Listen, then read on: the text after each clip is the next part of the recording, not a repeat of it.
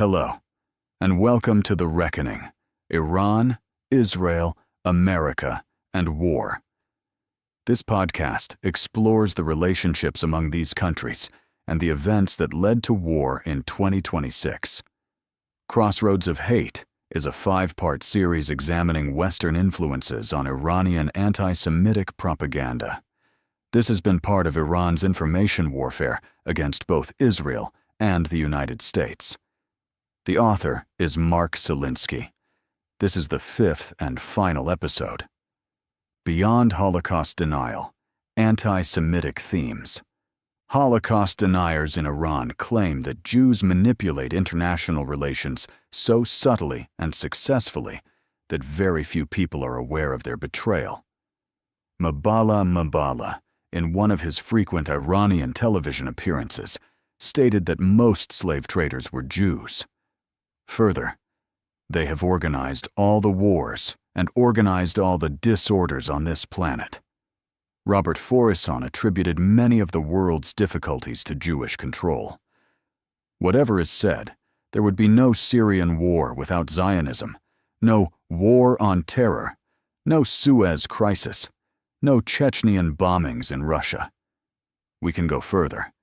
There would be no Tea Party of warmongers and extremists in the U.S. without the Zionist money behind them. Though David Irving is not as openly anti-Semitic as others, he implicitly put the onus on Jews for their misfortune. They, Jews, should ask themselves the question, why have they been so hated for 3,000 years that there has been pogrom after pogrom in country after country? And it's the one question they seem to be very shy of, Irving said. Kevin Barrett promotes a wide range of all-encompassing Jewish conspiracy theories. In May 2020, he explained on Press TV that Germany designated Hezbollah a terrorist organization because Germany is under Israeli occupation. According to Barrett, so is Washington. He claimed that Israeli operatives filmed President Trump and other senior Americans having sex with children. He also castigated Arab leaders as corrupt elites who steal the money and the resources of their countries and hand them over to their Zionist banker masters, who rule the West and grovel before the feet of their colonialist overlords. Other Europeans receive accolades from Iranian leaders. Iranian cartoonists have borrowed grotesque cartoon imagery from earlier epochs and distant continents. Deshimakar is one of many cartoonists critical of Jews in Israel, and there are many entrants around the world competing in Iran's cartoons contests. Anti-Semitic cartoons proliferate in many other countries around the world, including the United States. In April 2019, the New York Times published a caricature of Israeli Prime Minister Benjamin Netanyahu serving as a guide dog, wearing a Star of David, and leading President Donald Trump, who is wearing a skullcap. Responses. Some European leaders, such as Jeremy Corbyn, have been equivocal about Iran's Holocaust denial. Others, such as German Foreign Minister Frank-Walter Steinmeier, have loudly condemned Iranian Holocaust denial.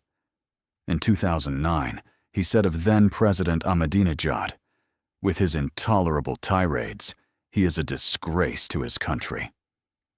Prominent Western intellectuals have also been outspokenly critical of Iranian anti-Semitism and of Europeans who are passive to it. Many have tread carefully after Khomeini issued a fatwa against Salman Rushdie for mocking Mohammed. But some have been vocal.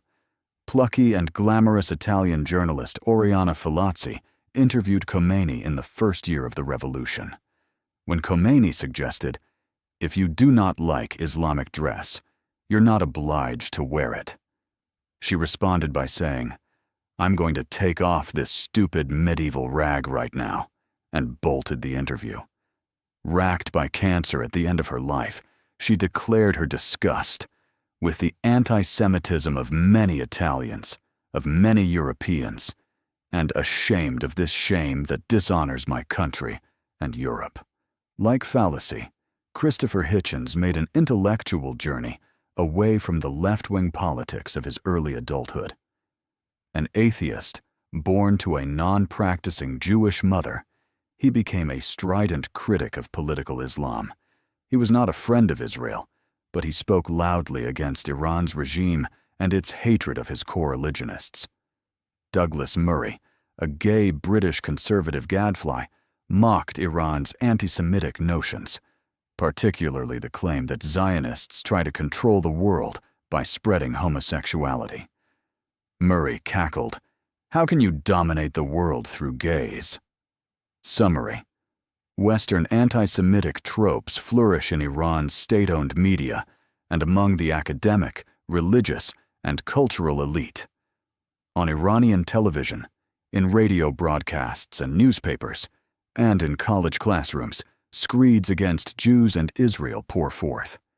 These lurid canards include the belief that Jews destroy civilizations, seek to control the world's political decision-making, manipulate international markets, are less than human, finance for their own gain, murder non-Jews to use their blood for ritualistic purposes, lie about the Holocaust to enrich themselves in Israel, pollute indigenous culture, and start wars for their financial benefit. Many Iranian leaders cast the struggle with world Jewry in existential terms. This concludes the final episode of a 5-part podcast series entitled Crossroads of Hate. We will post more updates on tensions between America and Israel and Iran in future podcasts. Nothing in this podcast represents the official view on the United States government. Until next time, thank you for listening.